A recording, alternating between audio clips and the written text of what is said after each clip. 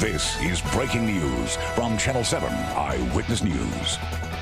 A stunning building collapse in the Bronx. It came from the top first and it just started falling down everywhere. A corner of the 7-story building in the Morris Heights section crumbling into a pile of rubble. Apartment walls ripped away, revealing lives frozen in the chaos. It was really bad. I was just thinking about the people that was down there. Families forced from their homes during the holiday season. Less than 2 weeks until Christmas. We have Red Cross that is out here helping us to assist with individuals. But this morning, no serious injuries reported after crews spent hours combing through the debris. Now the focus shifts to why and how something like this happened here.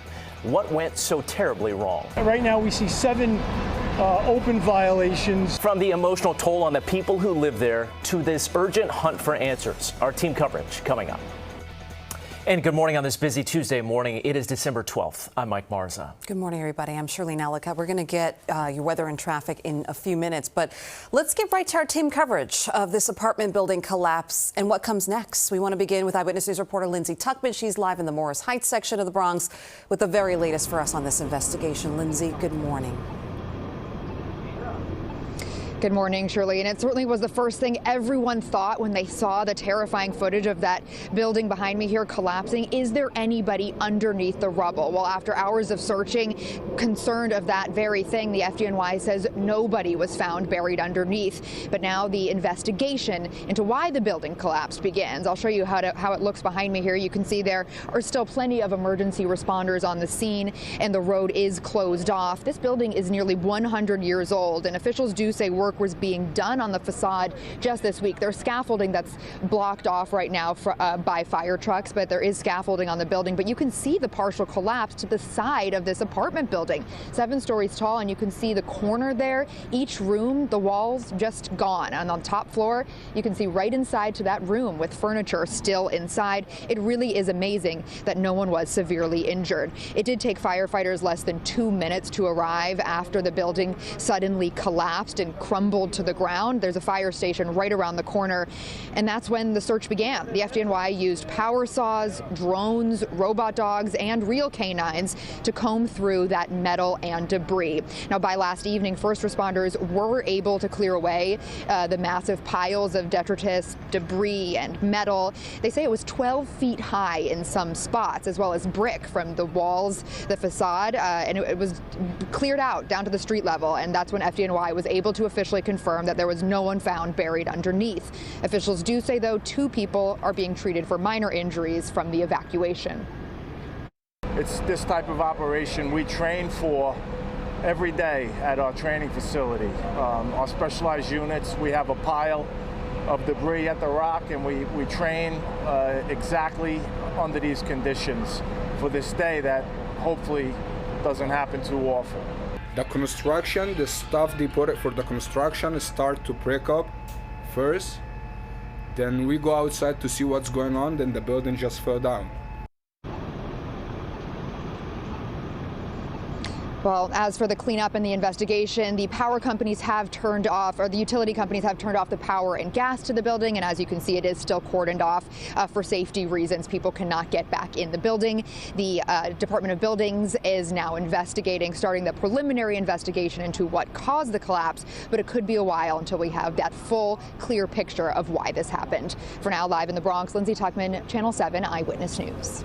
Lindsay, thank you. And just down the street from the apartment collapse is PS 390. That's where displaced families just spent the night. Eyewitness News reporter Janice Yu picks up our team coverage with the latest on them. Janice, good morning. Good morning, Shirley. And I mean, it was a tough night for families. It's cold out. They're without their belongings. And this is all happening just a couple of weeks away from Christmas. Now, of course, the structure, looking at just how much damage there is, physical damage, that is pretty incredible. But when you look even closer, it's those little personal items that you see that really paint a picture as to how much this is impacting the families. You can see there's beds there, there's furniture. furniture still in those apartments. There is art and pictures hanging on the walls. These are all inside the apartments that have now partially crumbled and fallen stories below. And there are personal items strewn among the wreckage and debris that's now all over the road. The damage may have been contained to one area, but the whole building had to be evacuated. Fire officials say there are about 100 people living in the 47 apartments. The building also has 6 businesses. Our Joe Torres spoke with some of the people who were at home at the time of the collapse. I was there sleeping, this man told us. I ran out when I heard the rumble of the collapse, and when I ran down the stairs with everyone else who was running, I fell. I got home from work, and look what I encounter. I don't know. First, I'm an immigrant, and as soon as I overcome one challenge, here comes another. It is going to be a long road to recovery for these families. It's not clear when they'll be able to get back and get their belongings or get back into their homes at all. But the good news here in all of this is that they are happy that none of their neighbors were hurt or killed in all of this.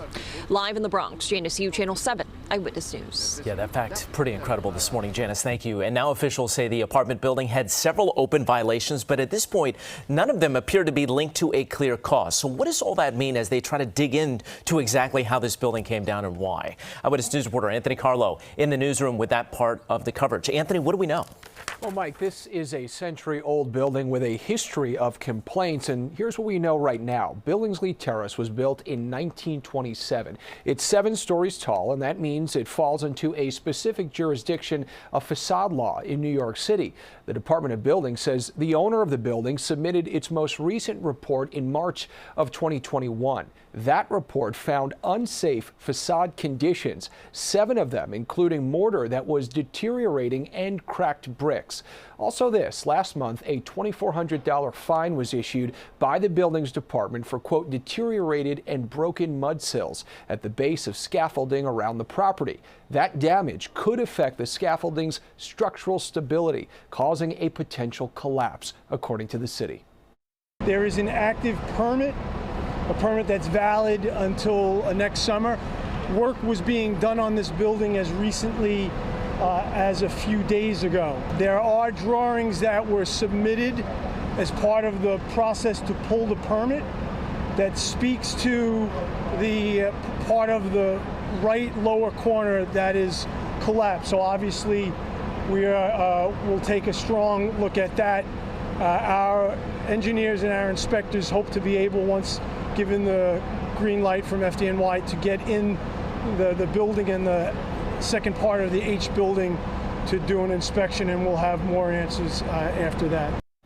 And we have been seeing those drones and FDNY still on scene throughout the morning. As the commissioner there said, once the building is secure, only then will they be able to get inside and get a better idea of what went wrong. But taking a look at all the damage, it will be a thorough investigation. Live in the newsroom, Anthony Carlo, Channel 7 Eyewitness News.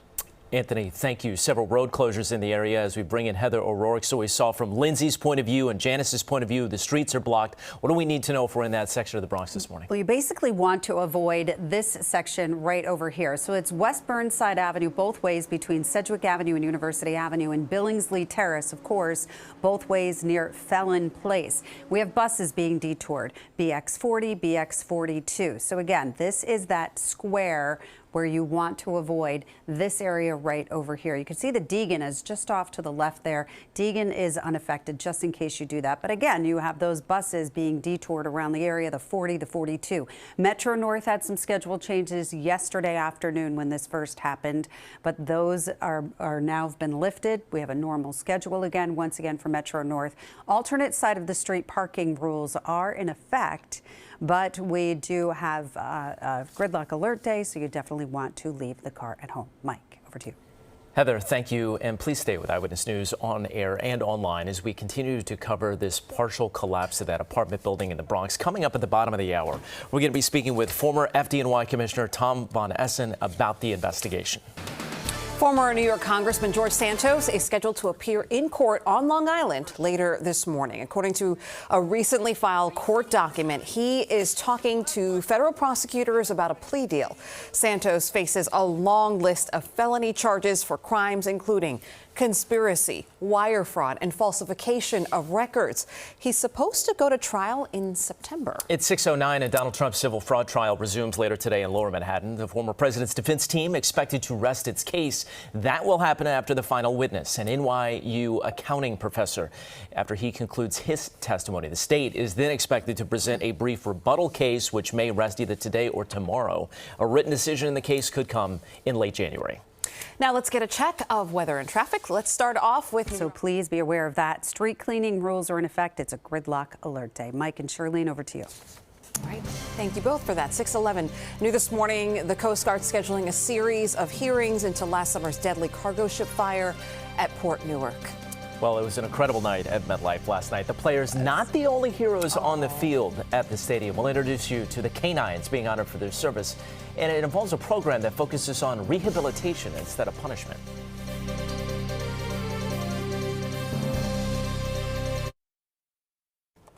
Investigators say a car that crashed into a taxi in Elizabeth, New Jersey Sunday, killing 2 people, was being followed by police. Authorities say Elizabeth patrol officers were trying to stop the car after getting a report about gunshots. The taxi driver and his passengers were killed.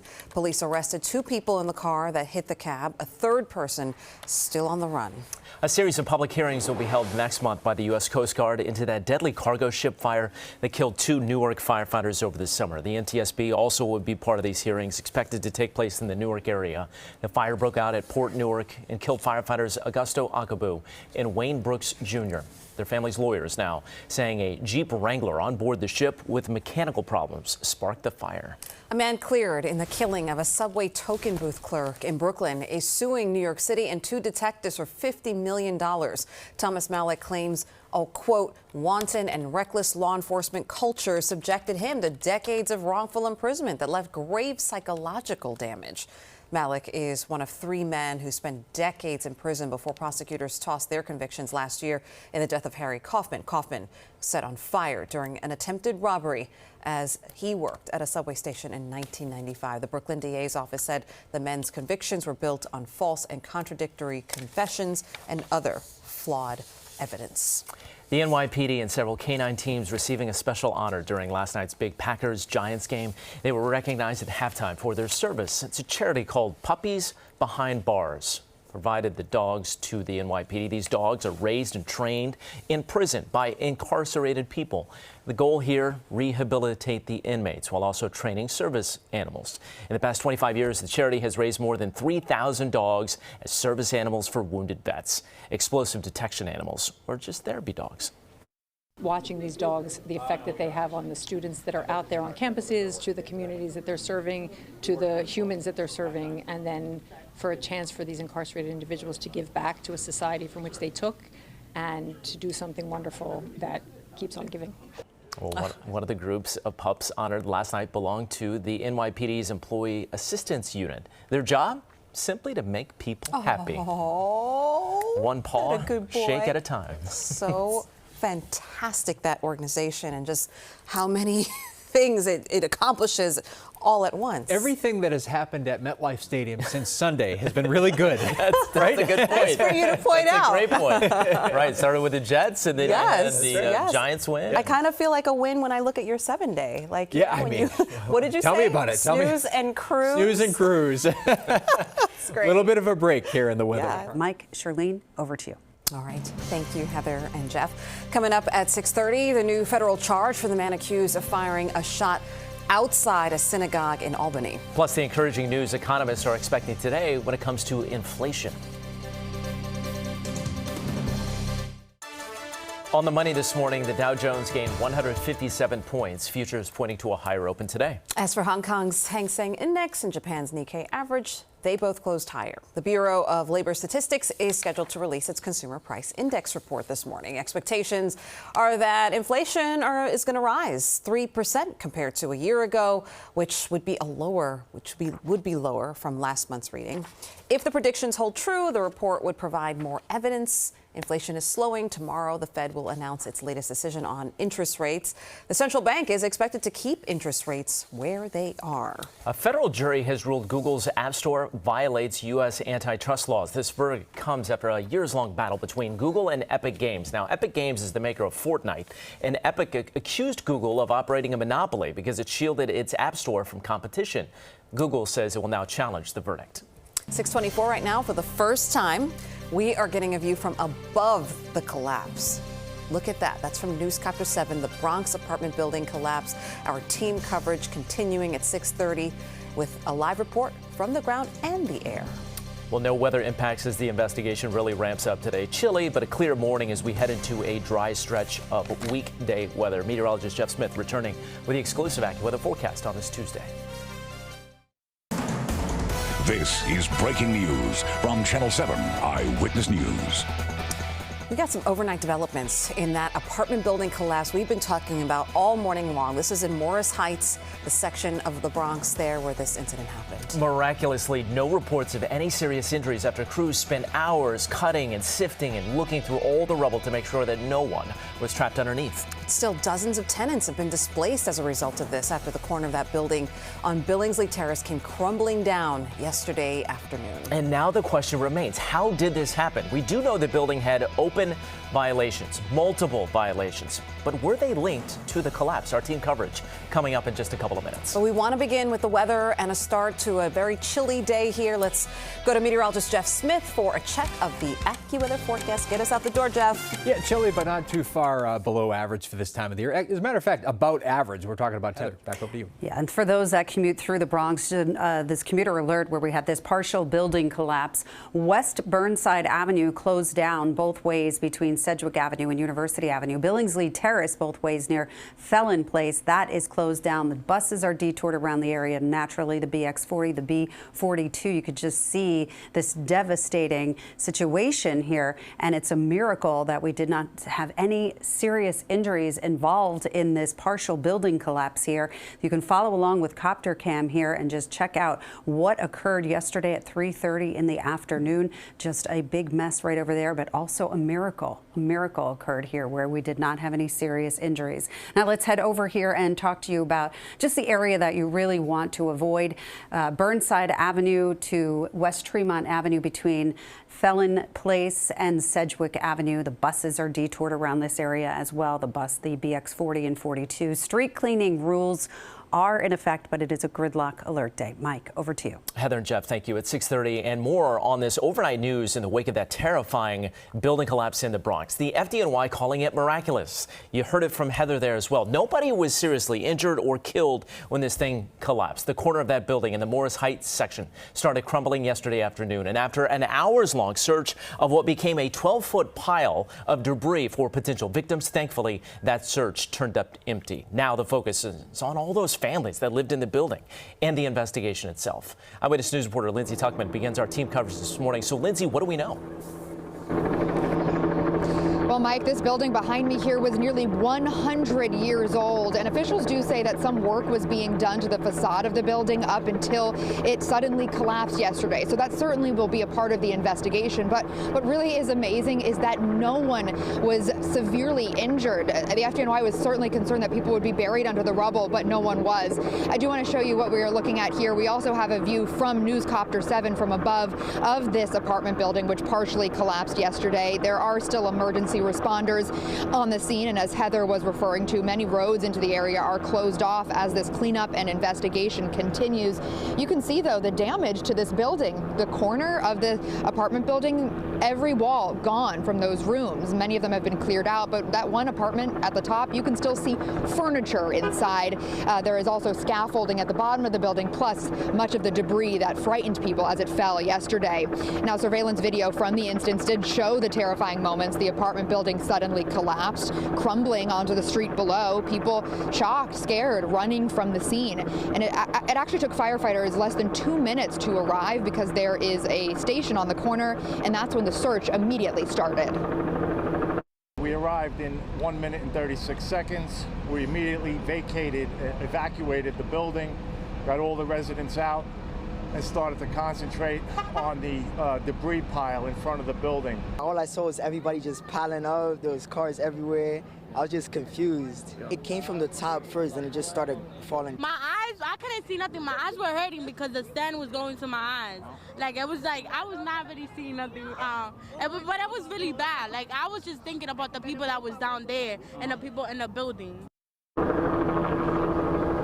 Yeah, and that's exactly what the FDNY was looking for. They used power saws and drones, robot dogs, and real canines to just comb through the chaos, move the metal debris to the side. By last evening, first responders were able to clear away the nearly 12-foot-high piles of debris and did confirm that no one was buried underneath. Officials do say, though, that 2 people are being treated for minor injuries from the evacuation process. As for the investigation, though, the Department of Housing Preservation and Development, or HPD, does say the building has received 178 complaints and 103 open violations, but that could be anything from heat problems to the faucet not working, so still seeing how that might be related. But although, according to the Department of Buildings, there were 7 open violations on the building at the time of the collapse, none of them specifically related to structural instability, but there was a violation in regards to the facade of the building, which, according to officials, could potentially, in regards to the scaffolding as well, could potentially lead to a collapse, but again, it's not confirmed if it is at all related to this particular collapse. So now the preliminary investigation has begun into whether any of those violations are related and what indeed caused the partial collapse, but it is still very early and can take a while to determine it. For now, live in the Bronx, Lindsay Tuckman, Channel 7 Eyewitness News. Yeah, still so many answers that still need to be sought and found out this morning. Lindsay, thank you. We heard Newscopter 7 above the scene there. Let's bring in John Del Giorno because, Charlene made this assessment earlier in a commercial break. It kind of looks like a dollhouse where the walls have been ripped away to reveal the lives that were just frozen when this thing came down. John, what do you make of it all? Well, Mike and Charlene, those are the exact words that I was thinking of as we got overhead. When you have a building collapse like this, you have that dollhouse effect where you can see right inside of this building. Now, this is the corner. This would be the northeast corner of the building that collapsed here, and you can see inside of these apartments personal belongings. You can see the floors, the furniture, all of that came tumbling down onto the ground. This building itself dates to the 1920s. This is one of those grand apartment buildings that you picture in the Bronx, in those neighborhoods north of Yankee Stadium up through Fordham Road. This particular neighborhood is filled with these big 7-story apartment buildings that date back to the 1920s.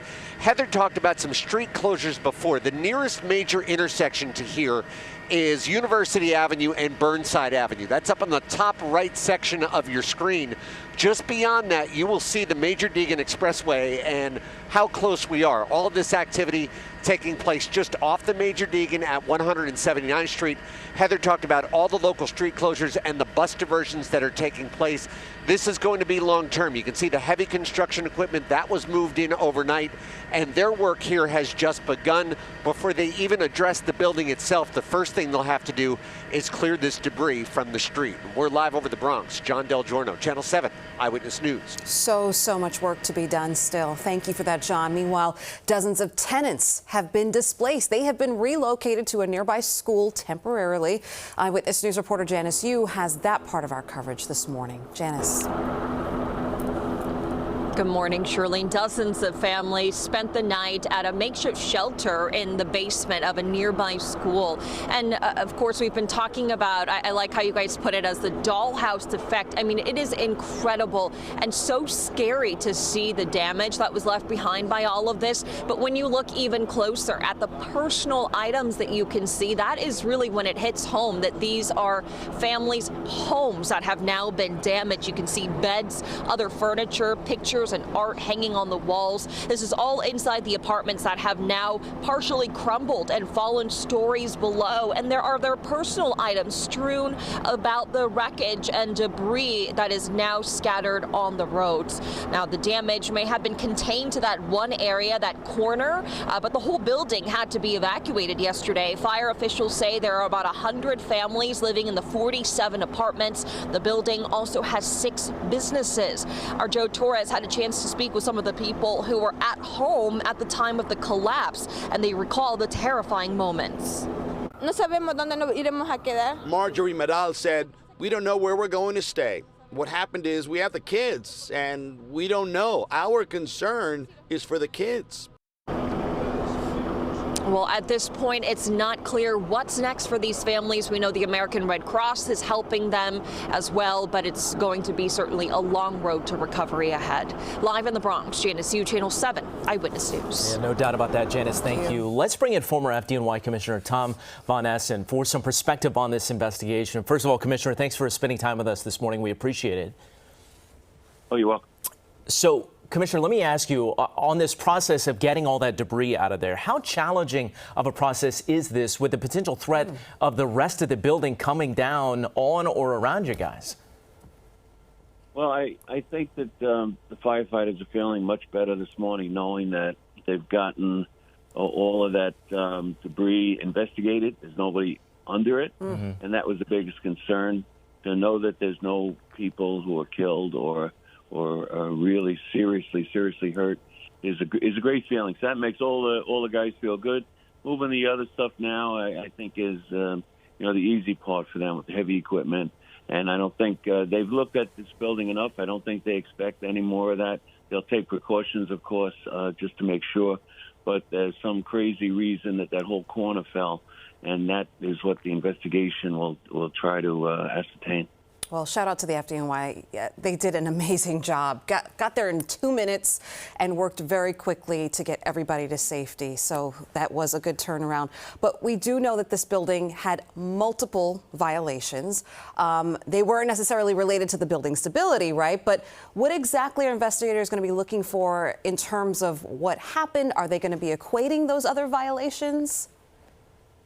Well, they'll do the best they can. You know, the facade, like the building commissioner said yesterday, the facade is not necessarily means that it's a bad building or an unsafe building. It just means that the facade is unsafe, and sometimes they just look like they have to be unsafe because they're 6 feet high and not supported. So if they put a cable up there to support, a structure that they could go up and down, checking things out,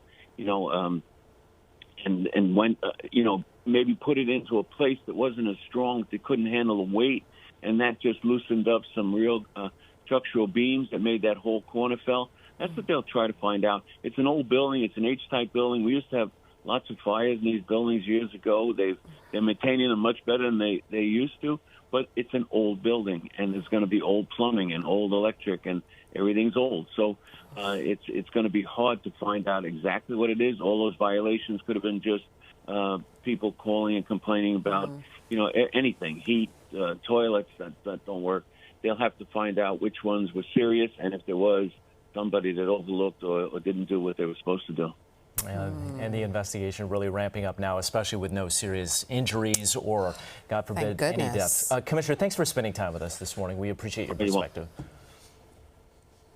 And stay with us throughout the day right here on Eyewitness News as we continue to learn more on air and online of this apartment building collapse in the Bronx. We'll bring you the very latest information as soon as it becomes available. And breaking news right now, this one out of Yonkers, where a fire tore through a building around 3 this morning on Buckingham Road. This was a former rectory at St. George Orthodox Church. The badly damaged fire building had until recently housed a daycare connected to the church. The structure was undergoing renovation. Firefighters suspect that the ongoing construction may have sparked these flames. So far, no injuries, and we are going to keep you updated on this one. It's 6:41, and you're never more than 7 minutes away from weather and traffic. Let's get back to Jeff Smith in this morning with a look at that forecast. Hey, Jeff. And it is about as Eileen and Mike, over to you. Heather and Jeff, thank you. 6:43 and coming up, late game heroics from quarterback Tommy DeVito. How about this guy, right? Propelling the Giants to that huge Monday Night Football win against the Packers. Good Morning America's coming up next. Robin Roberts, live in Times Square. Good morning, Robin. Always good to see you. I always feel so important when I'm out of the break, when I come right out of the commercial break. Yes, you said that before, right? I know. I just feel so important. Thank you, Shirley. It's a good vibe for you. Great to be with you as always. Coming up, we're tracking that cold blast. Millions waking up to wind chills in the teens and 20s. Also this morning, mortgage rates are dropping. So is now the time to buy? Shark Tank star Barbara Corcoran is going to be here with a reality check. And we are joined in Times Square by some wonderful healthcare workers who are about to be part of the biggest surprise in morning TV history. That is saying something. That is coming up. And Jeff, you are there because Sam Champion is here helping us out for a few days. Is he behaving himself so far? Well, no, of course not. We wouldn't have it any other way. Right. Looking forward to it, Robin, of course. Thank you, Jeff. All right. We're looking at a pretty stuck in the upper 40s by then. Heather? All right, the M&J trains, we have them suspended between Brooklyn and Manhattan. There was a person struck by a train at Marcy Avenue. Now, we still have this commuter alert. Obviously, this is going to be with us for a while. Closures, West Burnside Avenue, both ways between Sedgwick Avenue and University Avenue and Billingsley Terrace, both ways near Felon Place. Now, this is because of that building collapse. BX40, BX42 buses are diverted around the area. Newscast 7 showing us these pictures of the corner of that building that collapsed yesterday at 3:30 p.m. Miraculously, no serious injuries were reported. Here's the copter cam. You want to scan that QR code right over there. Follow along with Newscast 7 this morning. And we have alternate side of the street parking rules in effect, but it's a gridlock alert day. Use mass transit. Shirlene and Mike, over to you. Heather and Jeff, thank you. 6:50 and still ahead here on Eyewitness News this morning. This new study showing you may need to keep taking those weight loss drugs in order to keep the pounds off for good. Welcome back at 6:52. A new study taking a look at what happens when people stop taking those weight loss drugs, like Zepbound specifically. The study was actually sponsored by Eli Lilly, the makers of Zepbound. It followed 670 overweight and obese adults who took the injectable medication for 9 months. Half the participants were then given a placebo shot over the next year. Researchers say those who continued taking the real shot dropped more weight, while those on the placebo stopped dropping pounds. They say those with the placebo would likely end up regaining their lost weight, but it was unclear how long that would take. Well, the Giants taking on Green Bay last night right here on Channel 7. And Big Blue had lost all 4 primetime games they had played this season. But that was before New Jersey's own Tommy DeVito took over at quarterback. The outside of field goal range. Forget it. Wandale Robinson sets up the Giants. What an exciting game. After the Packers pulled ahead with 1 with just a minute and a half left in the game, that pass from DeVito setting up Randy Bullock for the game-winning 37-yard field goal. The Giants beat Green Bay 24-22 for their 3rd straight win. My household is a Giants household, but that's just by default, whatever. You are getting me really into it. It's a fun story to see the New Jersey's own Tommy DeVito taking that team, having some success. Excited for them. They're now 1 game out of playoff contention. It's amazing. Yeah. Keep up the momentum, guys. 6:54, dozens displaced. We want to continue talking about that building collapse that happened in the Bronx and those people who have been displaced as a result. We're staying on top of this breaking story. We'll have the very latest on the investigation, and you can see this dramatic view from Newscast 7. In fact, if you want to follow along with what we're spotting with John Del Giorno, scan the code right on your screen. We'll be back. I'm Lindsay Tuckman live in the Bronx at the scene where an apartment building collapsed partially yesterday afternoon. And amazingly, after FDNY searched for hours, concerned someone would be buried in the rubble, found no victims underneath. But now the cleanup and the investigation begins. The apartment building just suddenly collapsed yesterday afternoon, crumbling into the street. You can see the facade of the building here. The corner of the 7-story building just crumbled down. You can see into the apartment buildings and the apartments, and on the top floor you can still see furniture. The FDNY had to use power saws, drones, robot dogs, and real canines to comb through the debris looking for people. The building is nearly 100 years old, and now the investigation begins into what caused this collapse. It is still unknown at this time. For now, live in the Bronx, Lindsay Lindsay Tuckman, Channel 7 Eyewitness News. Lindsay, thank you. We continue to watch the breaking news unfolding in Yonkers as well. A fire ripped through a building around 3 this morning. This is Buckingham Road. It was a former rectory at the St. George Orthodox Church. Now, until recently, the building housed a daycare connected to the church. Firefighters suspect that the ongoing construction there may have sparked the flames. At this point, we're not hearing of any injuries. A man accused of firing a shotgun outside of a synagogue in Albany is now facing new federal charges. 28-year-old Mufid Fawaz Al-Qadir has now been charged with conspiracy to make a false statement during the purchase of a firearm. Officials say he had a friend buy that firearm for him because he didn't think he would be approved to purchase one. Al-Qadir was arrested last week after shots were fired outside of Temple Israel of Albany. Police say he told them he was affected by the events in the Middle East. We'll go back to that building collapse where Lindsay was reporting. We have Burnside Avenue shut down, Pelham Place, West Tremont Avenue, Sedgwick Avenue, that whole box. That's what you want to avoid. The buses are being detoured, the BX40 and the BX42. Suspended service M&J trains. Brooklyn to Manhattan, a person struck by a train at Marcy Avenue. Alternate side of the street parking rules are in effect, but it's a gridlock alert day. Utilize mass transit. Jeff. Heather, we're waking up to temperatures in the mid-30s right now in New York City, 20s in your normally colder western and northern suburbs. We're rising up into the middle 40s during the day today. Tomorrow, same temperature, but the wind will make it feel even colder. We're talking about 45, a quick cold shot on Thursday on your 7-day forecast, but we're right back into the 50s. Friday into the weekend. Rain returns by Monday. Guys? All right, Jeff and Heather, thank you. Very busy morning today. That is it for us.